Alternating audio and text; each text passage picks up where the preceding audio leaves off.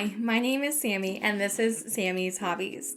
I am a knitter and crafter based in Minneapolis, Minnesota, and this is a channel all about my experience and practice of those crafts. Welcome if you are new, welcome back if you've been here before. I have been making a knitting podcast for a couple months now, and this episode is going to be slightly different from that because I'm not talking about knits specifically in this episode, but I am talking about color and color combinations. I am mostly a neutral gal. I love to wear black, case in point, and I really wear a lot of like earth tones, neutrals. I've only knit a few garments, and as I've been trying to expand on my skill set and think about the things that I want to make, I've been trying to take inventory of my personal style as well as what's going to have longevity in my wardrobe and what is going to be fun. Just to give a little bit of background, I currently work part-time. I had a season of life where I was working 2 jobs and it was very high stress during that time and after for quite a bit. And now I work part-time, so I feel like I have a little bit more mental space to recover from the burnout I was in and get to explore my creativity and practice it a little bit more instead of just kind of like functioning based off of what I knew and was comfortable with. And so there's nothing wrong with being a neutral knitter by any means.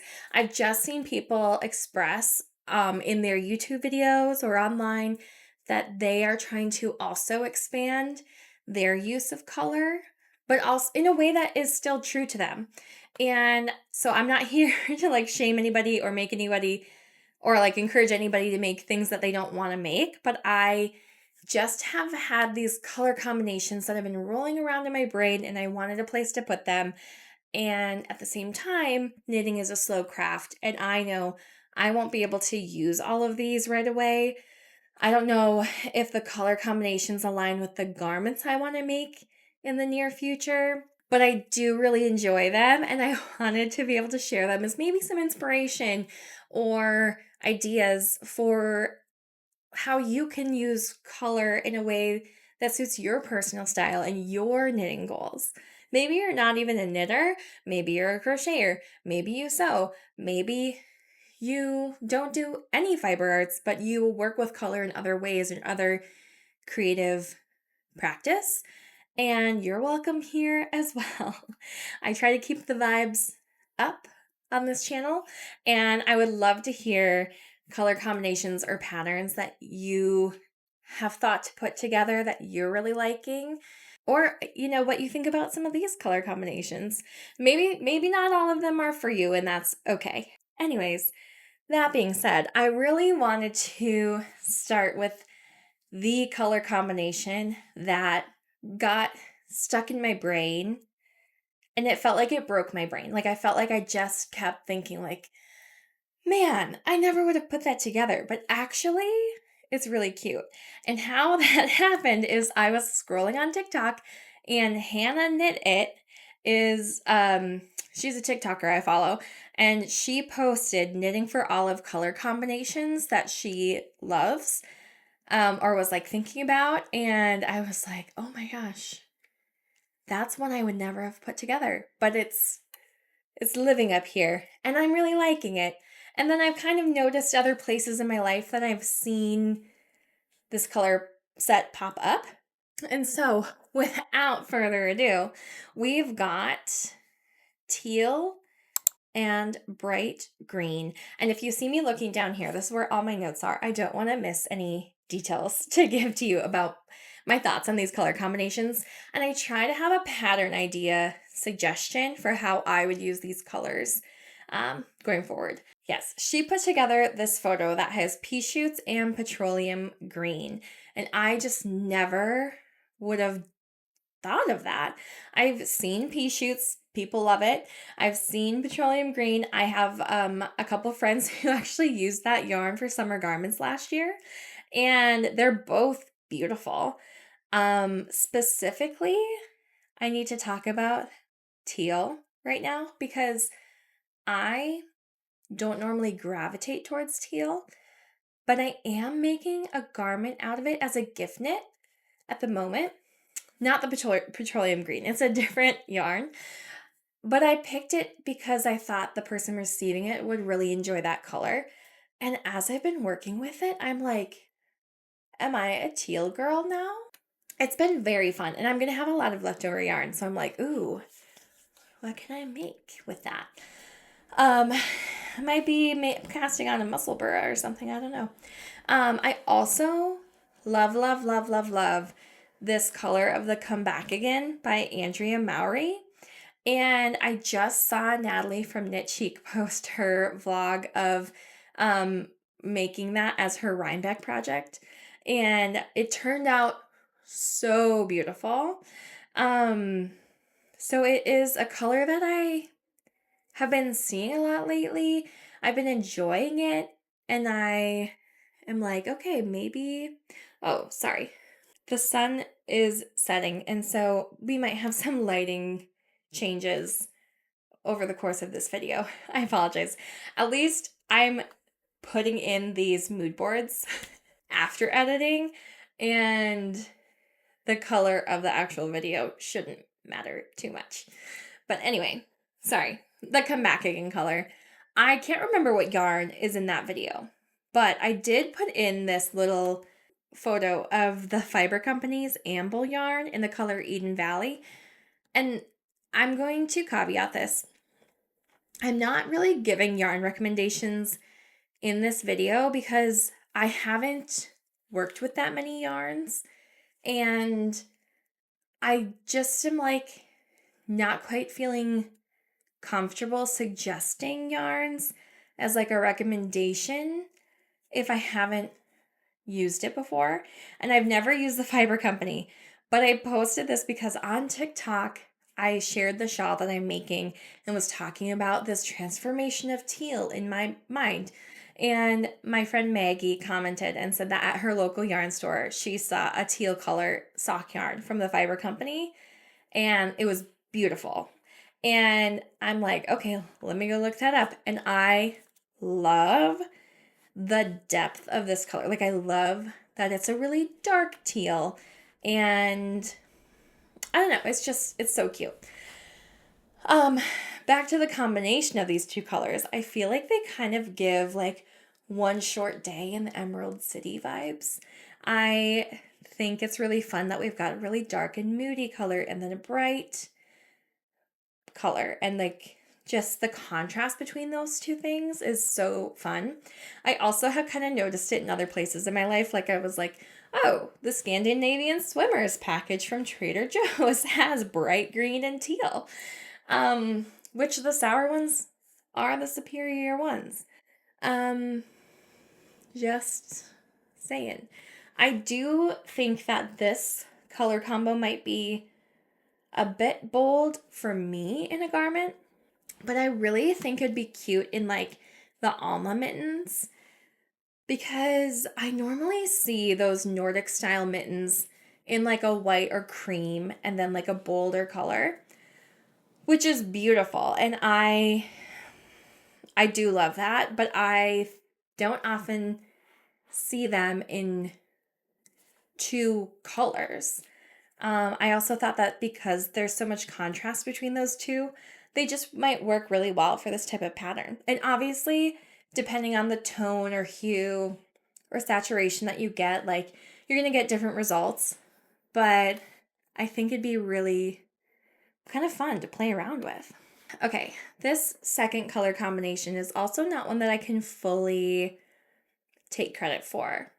But that's part of it too, is like you get inspiration from the things around you. Yeah, so I guess I'll get into it. Burnt orange, cobalt blue, and chartreuse. And the reason these colors have been in my brain is because I was at a knitting event a few months ago, and I overheard people talking, like I was not close enough to be in the conversation, but I did hear them talking about burnt orange and cobalt blue in an Olga sweater. And then I think one of them also had like a chartreuse bag, and I was like, wait, those three together are pretty magical. And I love when I see the Olga jackets with a different color button band and collar and ribbing. And I thought if you do a burnt orange and cobalt blue stripe, but then you do a chartreuse for the ribbing, collar, and button band, like that would be really fun. I also have had so much fun making these mood boards and kind of like pulling out the colors and just putting random things together. And so by no means are these professional. They were just like a really fun, creative project for me to do. And this one is one of my favorites because I think the different texture of the blanket, the couch, and the purse together is really fun. This next set of colors, goldenrod, poppy red, and charcoal, really came from this photo of the gal in her more like worn black faded vintage t-shirt and her yellow sweater with just those pops of red in there from the flowers. And I know there's yellow flowers and green foliage in there too, but I just really love the yellow, red, and black together. I'm a sucker for an orangey red. And it, like, to me, I've talked about this before, where in my fall knitting plans video, I was making dabla tufflers, and I was just like, I love like an Allison Roman, clam bake, poppy, red. It still rings true. I don't know, it's a very bright color. And I normally don't, there's certain brights that I go for, and that is one of the brights that I go for. I also know that Jessie Maed Designs just released her Harvest Flower sweater.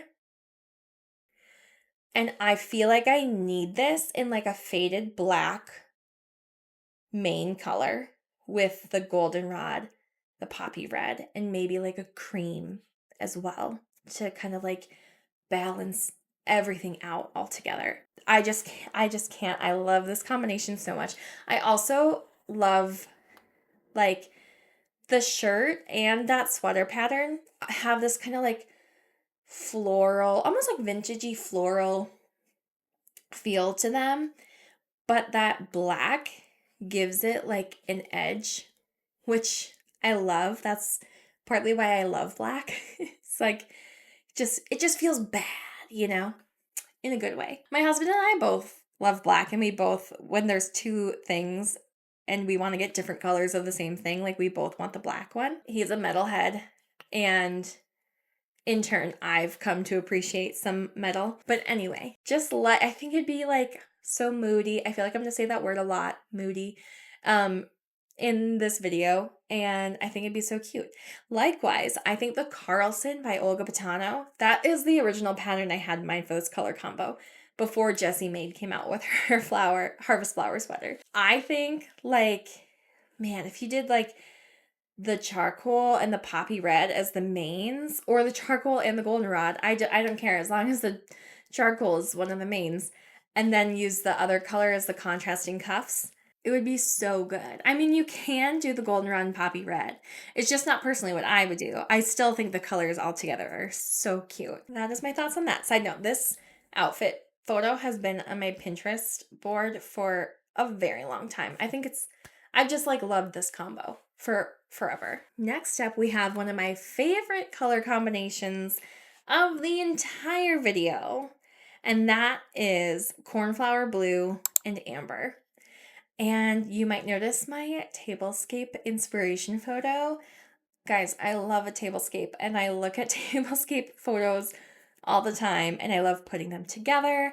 And obviously I have like limited quantity of my own things, but I just think playing around with them is so fun. And I love like the daintiness of the flower being up with the candles, and then the groundedness of the amber glasses at the base of the table. There's something about this combination to me that I love, and I was trying to figure it out. I feel like the amber color is still really earthy, pretty neutral. It feels very like safe and warm and like cozy and fall, Whereas the cornflower blue has like a brightness to it, and it kind of makes this color combination and seasonal. So to me, this gives like fall harvest vibes, but the cornflower blue, you can wear that combo in summer. You can wear that combo in spring.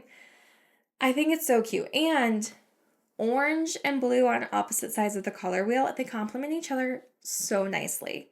I also cannot not think of these colors in a Norma sweater. I feel like with a lot of patterns that I look at, I like to come up with like a new combination of colors for it if I'm going to knit it. I did knit my Great Lakes sweater in the same color as Ozetta did, but a lot of times I do want to kind of do something different than the designer just because I'm an Enneagram 4 and I like to be unique. And I can't not picture these colors in a Norma. Dare I say I might prefer it to the Norma colors? The Norma is a pattern that like I've always loved her original colors the most, no matter what I see them done in. And I'm like, no, I think I would have to go cornflower blue and amber. I don't know. If anyone does that combination, I want to see it. It's beautiful. Okay, this next set of colors is one that you will see here, a photo of my Cosmic Brushes makeup palette. And I am not sponsored whatsoever by Cosmic Brushes or Cosmic Beauty, but their eyeshadow is phenomenal. It is so buttery and so pigmented, and it goes on so well, and I love it. And this is my favorite eyeshadow palette of all time. And I was looking at it and I'm like, oh my gosh, Nettle and Sludge, like that muted cool tone green and that rusty muted red. I love a muted color. Together are phenomenal. I love this combination, and I also feel that this is the one scenario that red and green can go together and not give Christmas. I feel like it gives nature girl vibes. And I feel like I would love them together, especially in like this flower power pullover pattern. I think the one thing to be careful of is because they're both muted, I wonder if they'd contrast well enough in the pattern where your motif would show. And if they didn't contrast enough, I would maybe just go a little bit more saturated or a little bit darker with the green. But I think that these colors together are so cute. Like, put me in that sweater and put me at the cabin. I think it's the perfect combination. I also think that you could take any colors from that palette and put them together and they'd be beautiful. The color story is phenomenal. Like, what can I say? I will gush about Cosmic Brushes till the end of time. Okay, this next set of colors, I did not actually pick out which colors I would choose because it's more of a vibe. And so I pulled out some colors just from the photos themselves here. And to each their own, really. But I have in my brain a Fair Isle project in jewel tones. I love a jewel tone. I love everything in this video, obviously. So I'm just keep saying I love this, I love this. We're back with some more tablescapes. I think there's something so beautiful about it's like, yeah, the stained glass, the bright candles. I think in the tablescapes, you'll see like a peachy pink that like I would never normally choose, but it really does help tie together the jewel tones. It gives it something to break them up a little bit. And if you picked out, emerald, sapphire, ruby, pink topaz, citrine, amber, any mixture, there's gonna be a way for them to go together beautifully. Just add in like a neutral or two to like break it up, and it would be so cute, especially in this 1988 cardigan by Hanna Kim. And I don't own this pattern, but I think some people do like 4 colors for this pattern. Some people did like 7, and you can kind of like choose your own adventure with it. I just think jewel tones are kind of made for a Fair Isle cardigan. And I do see one in my future. In the bottom, you'll also see a photo from one of my favorite coffee shops. This is in Arizona, and I've only been there one time, but I'm going back like next week. So this is from Wild Pine, and the way her shop is decorated is so darling. It's like jewel tones are kind of moody and kind of sexy and really fun. And I like the playfulness of the texture in this photo as well. But she's got a blue wall, she's got a green wall, she's got like a pinky red sofa and gold chairs. And I just love the way these colors, like, they're all so bright and so bold, but they go together beautifully. Had to put that in there. That's like my only one that I'm like, I'm not going to name this color for you, but I feel like you can catch the vibe. And I'd love to see other people's combinations of what they come up with. This last color combination is one that I never really expected to put into this video. I am not a pink girl, and it's very rare that I will choose pink for things. But I've been seeing this combination a couple times lately, and there's something I really like about it. And that is burgundy and pink. And I love, the darker the burgundy, the better to me. It's moody, and I love a mood, you know? Especially with like a mauve-y muted pink and like a really rich deep burgundy, I think they go together so beautifully. I did pick out another yarn here, and it is the Knitting for Olive Bordeaux. I have not been able to stop thinking about it. My sister-in-law ordered a sweater quantity of it. We were placing our orders for the fundraiser for Gaza over the summer, and I had placed mine, and she was ordering with a friend separately, and I found out later that she got Bordeaux, and I was like, I should have gotten that. It's so beautiful, and this color combination to me is like perfect for a stripe overload sweater. I think that it would be so darling. It's so high contrast, which is great for a very fine stripe. And I don't know, what can I say? I never thought I'd be like choosing pink, but here I am saying I really like this combination. That is all that I have for you today. Thank you so much for watching. I would love to hear what colors are giving you inspiration lately, things that you've been working on.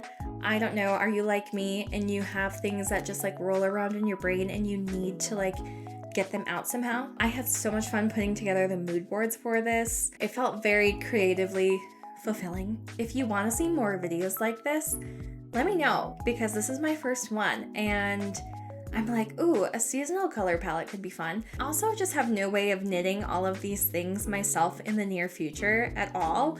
And if other people do choose to make things in these colors, like, I'd love to know. Thank you so much for watching. I appreciate you so much for being here. Please feel free to like and subscribe, and I hope you have a beautiful day. See you next time.